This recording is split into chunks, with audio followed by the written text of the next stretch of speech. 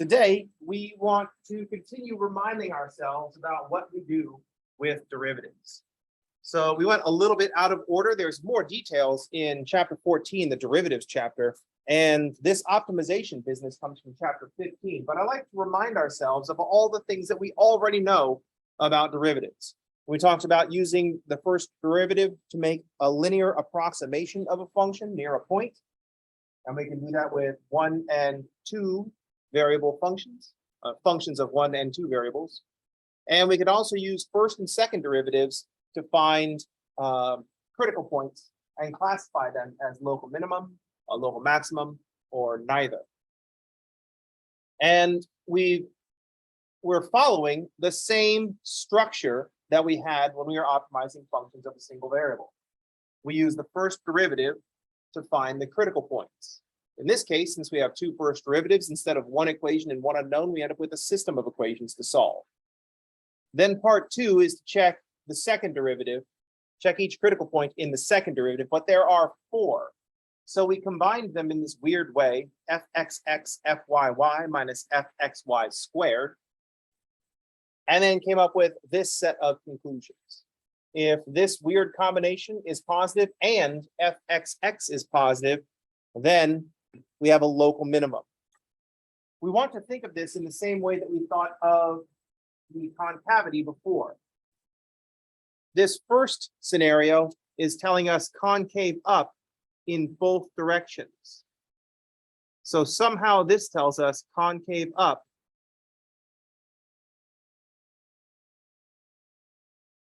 in both directions.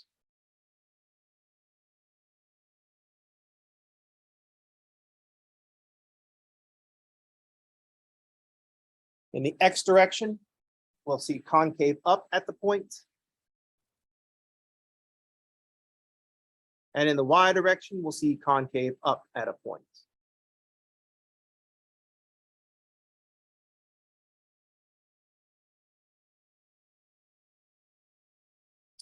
I shouldn't have tried to draw it.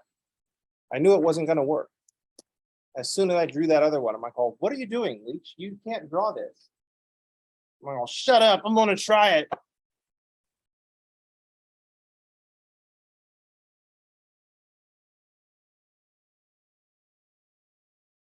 And the rational part just says no.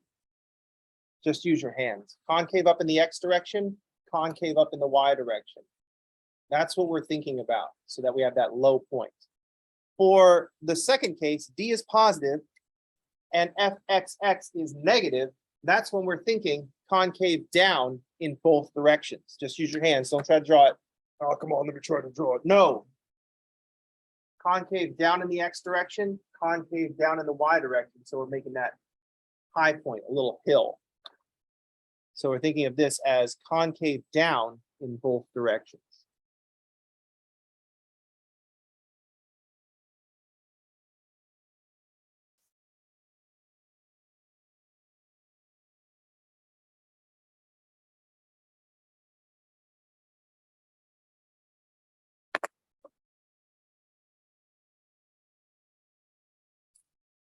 Now I know you're thinking there's 360 degrees of directions.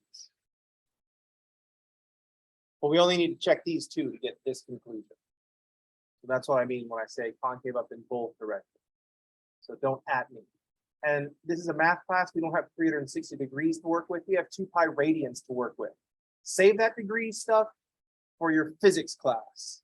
This is a math class. Put your calculator in radians. Leave it there. I'm just kidding.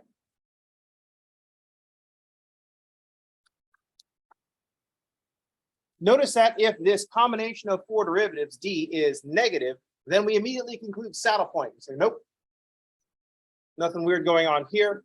I don't have to look at fxx and fyy. What's going on here is that we have opposite concavity. Concave up in one direction and concave down in the other direction. So the way we can interpret this is that this is somehow telling us concave up in one direction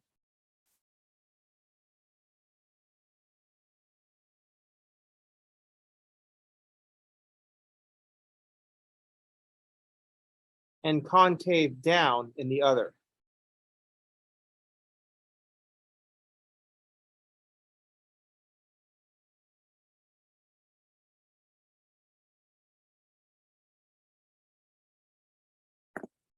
So it's concave up in one direction and concave down in the other direction. So if we look in the x direction, we see that it's a low point or at the bottom of a parabola. But if we look at the y direction, we see it's the high point of a parabola, or the other way around.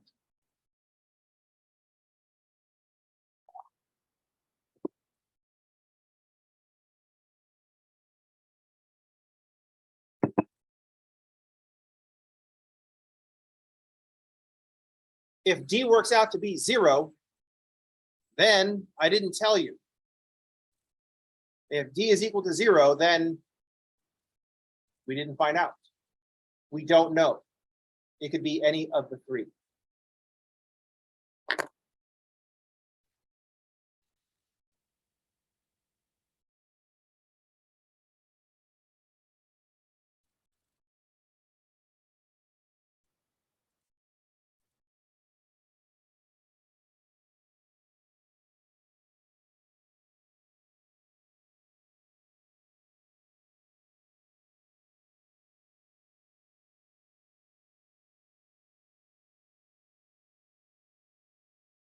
It could be any of the possibilities when the d is equal to 0.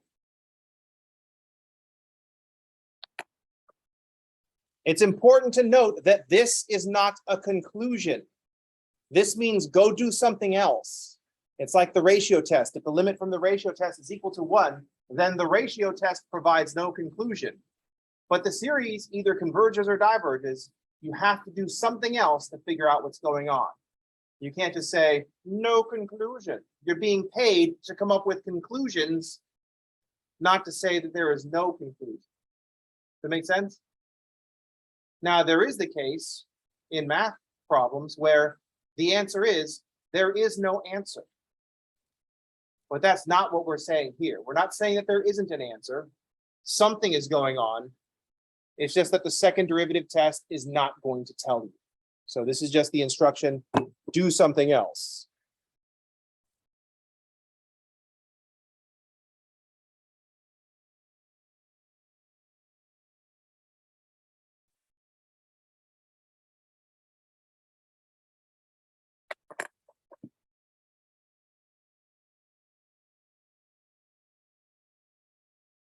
It's not like saying that there is no answer. Like when we say 4 divided by 0, there is no answer. That's the answer, that there is no answer. But when the limit from the ratio test is 1, that series converges or diverges. It has to do one or the other. You have to come up with a conclusion. There is an answer. The ratio test is just not telling you what it is. Does everybody see that distinction? In math class, it's very important to know if there is an answer or not. That's why we care about questions of existence. But this is the case where it's like, oh, well, this is just not, this test is not telling us stuff.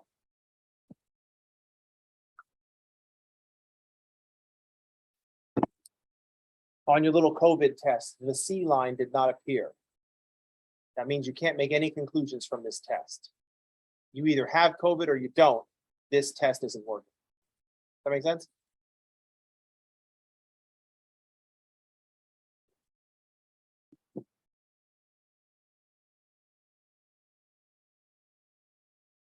I say a lot because I keep asking them, does that make sense? And they're like, yeah. And everybody says it makes sense, but then we still use constructions like and/or. Just like or. That's what or means. Or A or B includes A and B. Do you have $1 or do I have a red pen or a blue pen? Yes. Do I have a red pen or a blue pen? Yes. Do I have a red pen or a blue pen? Yes. Do I have a red pen or a blue pen? No. Do I have a red pen and a blue pen? No. Do I have a red pen and a blue pen? Yes. See the difference? Or means or. If I have both of these pens, I have a red pen or a blue pen. The answer is yes.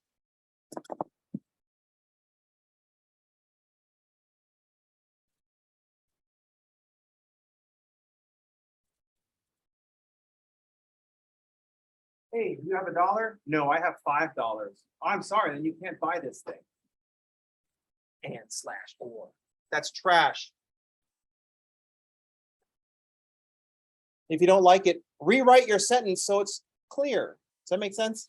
It's like this Oxford comma business. Similar to the Oxford comma business. Just include the Oxford comma. There's no downside to including the Oxford comma.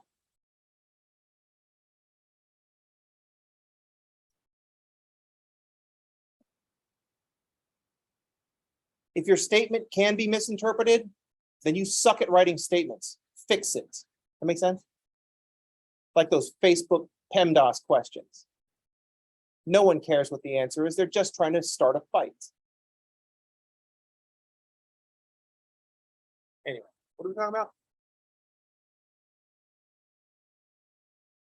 The sad part is that half people think the answer is 1. The sad part is that the people that think it's 9 or know it's 9 want to fight the people that think it's 1.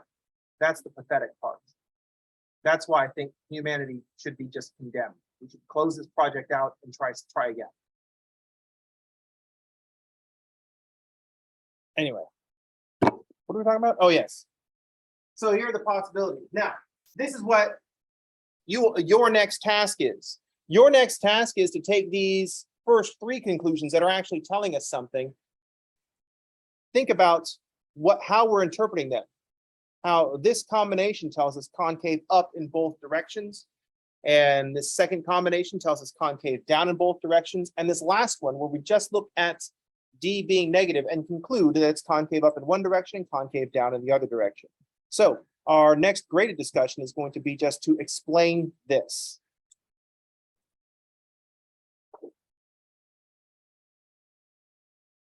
Why is it that we have to look at, when we want local maximum or local minimum, it takes 2 things.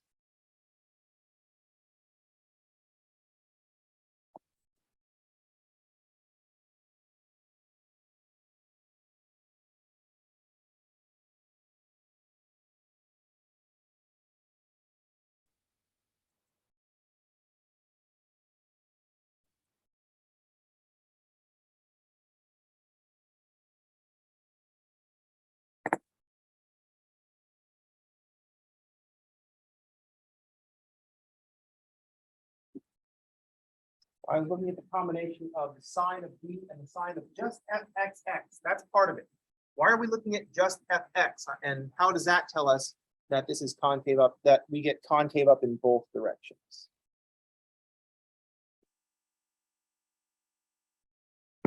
This is going to be in the graded discussion category, so I'm not looking for right answers. I'm looking for the fact that you thought about this and you're going to try something. If you only get part of it, then just put the part of it down. It's like the last graded discussion. I'm just looking for the fact that you're thinking about it. Right answers we can get later, but only after we thought about it for a while. Does that make sense?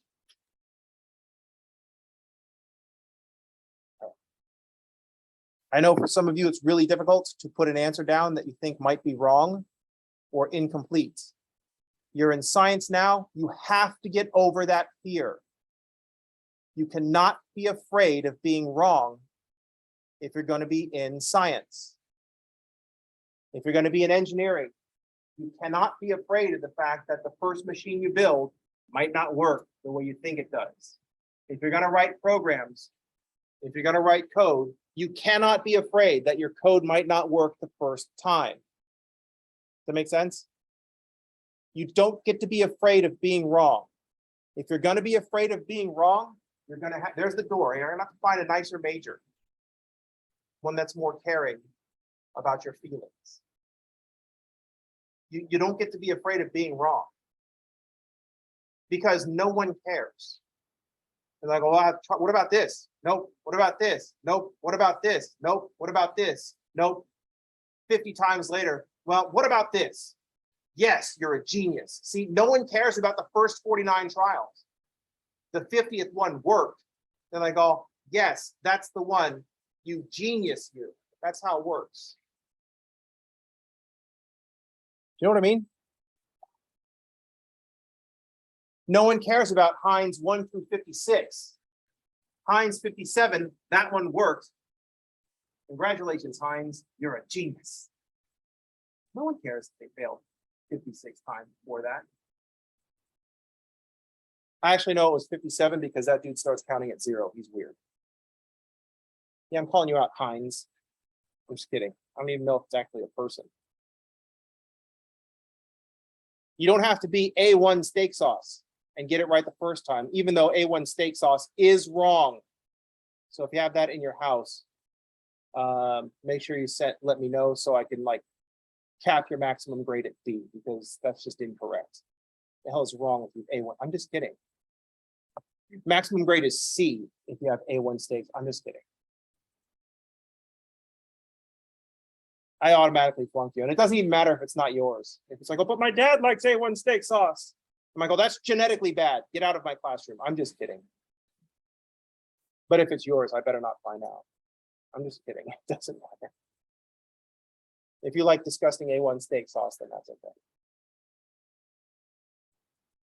Now, ketchup, on the other hand, that's nasty.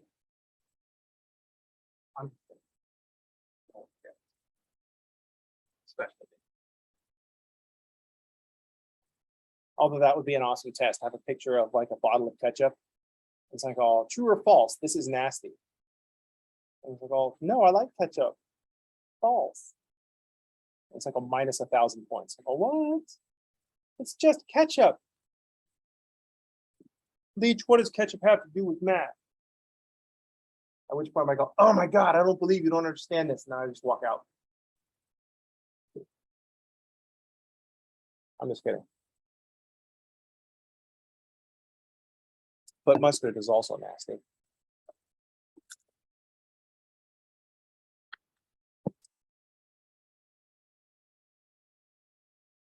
Mayonnaise is weirdly okay unless I start thinking about it.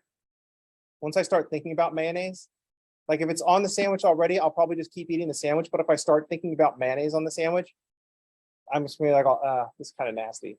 I don't know why.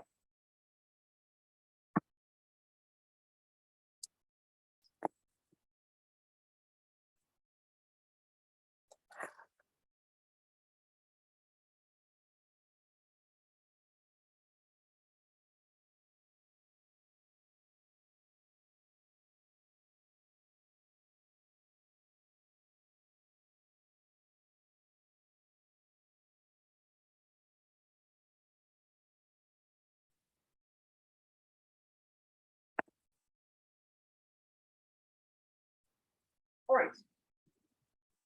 Let's get our new thing for this week, because this seems restricted. So if earlier we're thinking just 2 directions out of a whole 2 pi radians worth of directions, then you are correct. We got to be able to look at the derivative in any direction.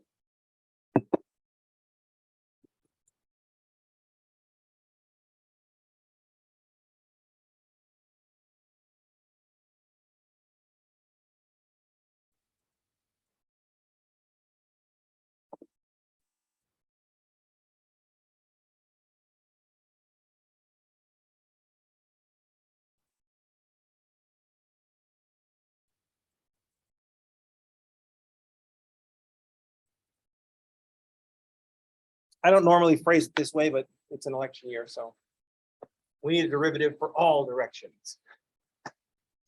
I'm Professor Leach and I approve this message. We need a derivative that covers all of our directions. So here's what we're going to do.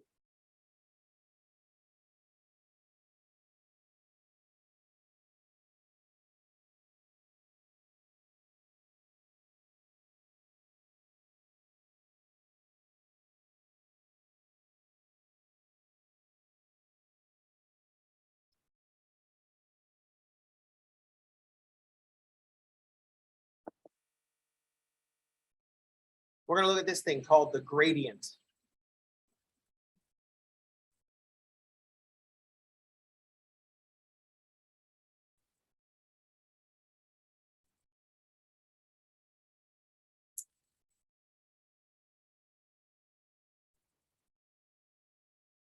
We're going to start with a function of 2 variables. Restrict ourselves to just worrying about functions for now.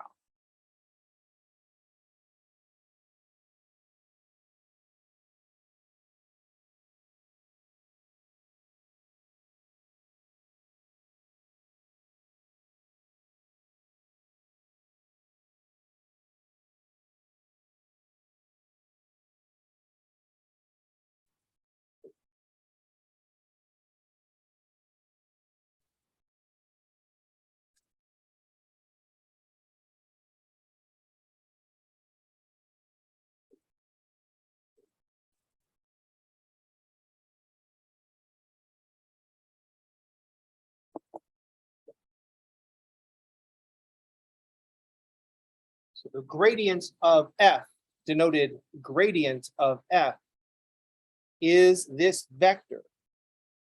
Fx in the I direction and Fy in the J direction.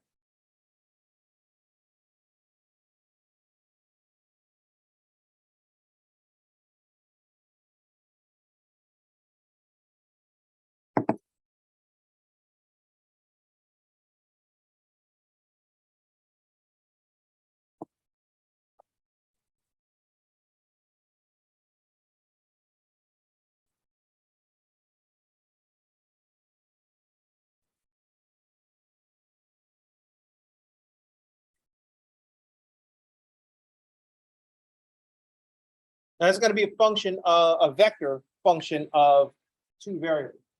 So we can evaluate this at points, and then we'll just get that one vector. Or we could be looking at a function of x, y times the I, plus a function of x, y times the j. But the I direction is the derivative in the x direction, and the y direction, or the j direction is the derivative with respect to y. I should say with respect to and not in direction of. Making vector two. Gradient of f is fxi plus fyj. Here are the things to know about the gradients. First of all, the gradient is a vector.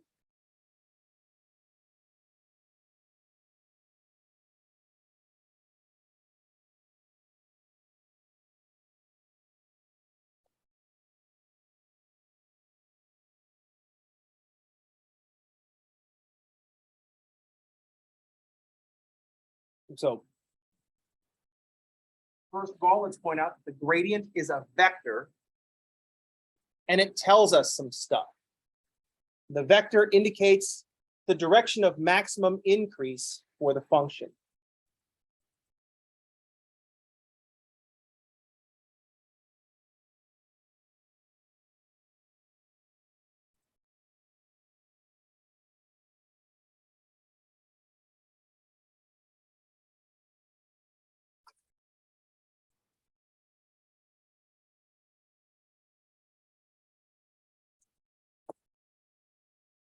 So the gradient is going to point in the direction of maximum increase.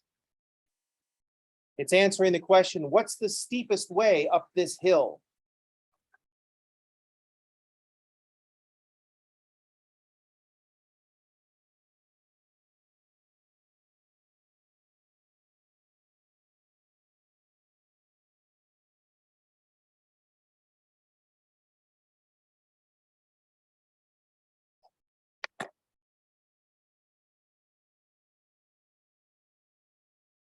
So imagine yourself standing on a hill. If you want the gradient at that point, figure out the steepest way up the hill.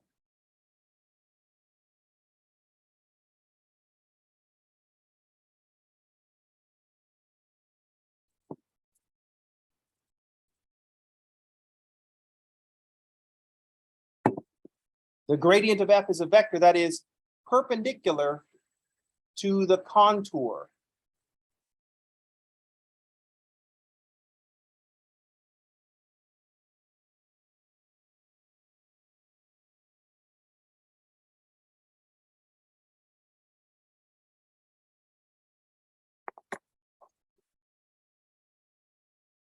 Pause for copying.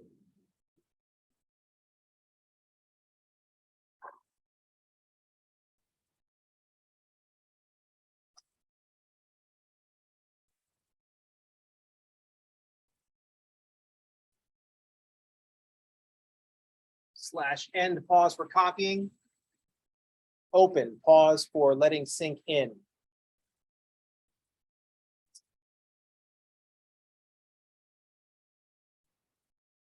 And letting sink in.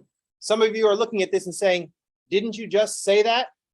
And I say, yes, I did. It's just another way of saying it. Perpendicular to the contour is going to be the steepest way up the hill. Remember, a contour is where the value of the function is the same. So if we go perpendicular to the contour, that's going to be the steepest way up the hill.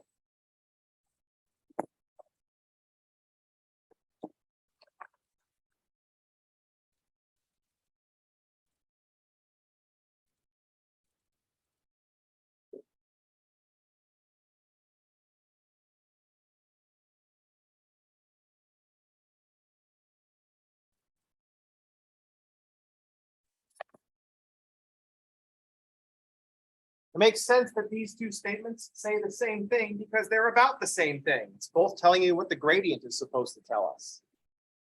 Remember that contours are where the function is constant.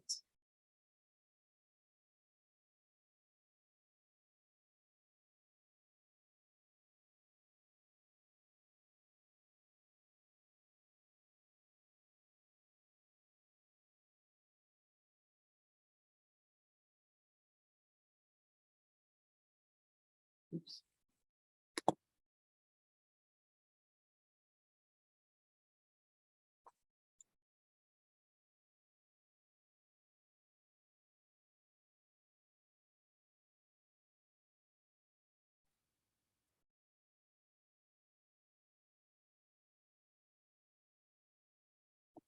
Oops, indicate where.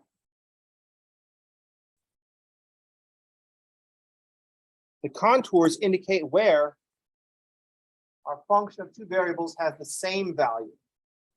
It's our topographical map. So here's a line, a curve where z is equal to 1. Here's a curve where z is equal to 2. And this curve is everywhere that z is equal to 3. If we walk along the contour, the value of the function is not changing. So if we want the steepest direction, we're going to walk perpendicular to the contour.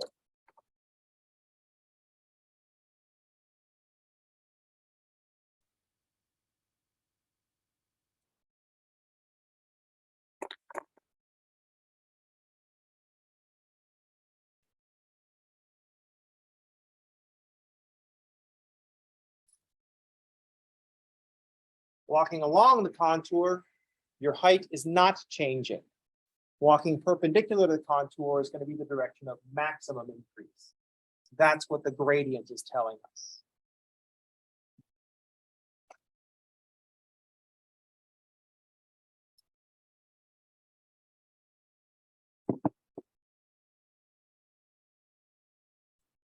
If you go in the opposite, minus gradient, that will be the direction of maximum decrease.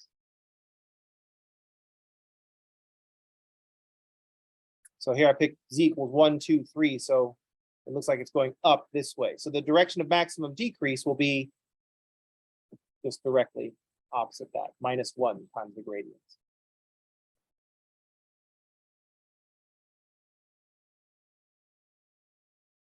Let's combine this with some stuff that we know. Some stuff that might have happened just at the beginning of this class. Critical points, places where we might be at a local maximum or a local minimum, that's where the first derivatives are equal to 0. If fx and fy are equal to 0 at a point, then our gradient at that point is going to be 0. If we're at the high point, what's the direction of maximum increase, maximum change? We'll just stay there. You're already at the high point.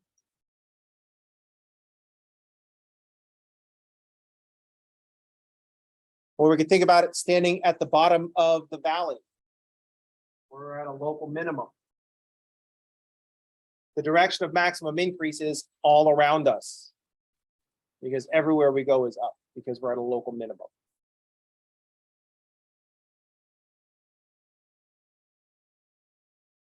So it makes sense that to find the critical points, we look for points where the gradient is equal to 0.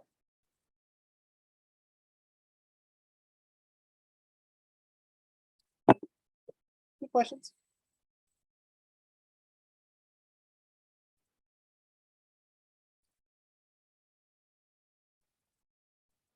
So this is a new idea, but it fits in with our old ideas.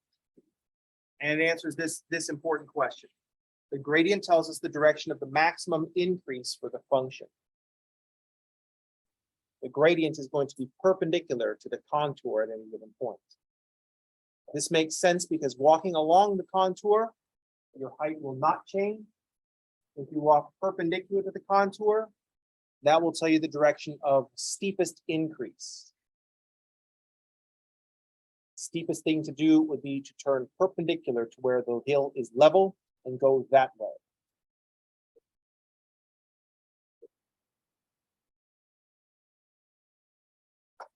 Any questions? We intuitively know this anyway. It just took all this time to put it into mathematical terms. We intuitively know that it's not steep along the contour, and it's very steep perpendicular to the contour. That's why if we have to have a road that goes up a steep hill, we make it go side to side. Because it goes not along the contour, because then we're not going up at all, but we go kind of along the side of the hill and kind of up. The steepest way up the hill might be too steep for our carts or even our feet. So we kind of like walk in between the steepest direction and the direction of no change. So we just angle it up a little bit.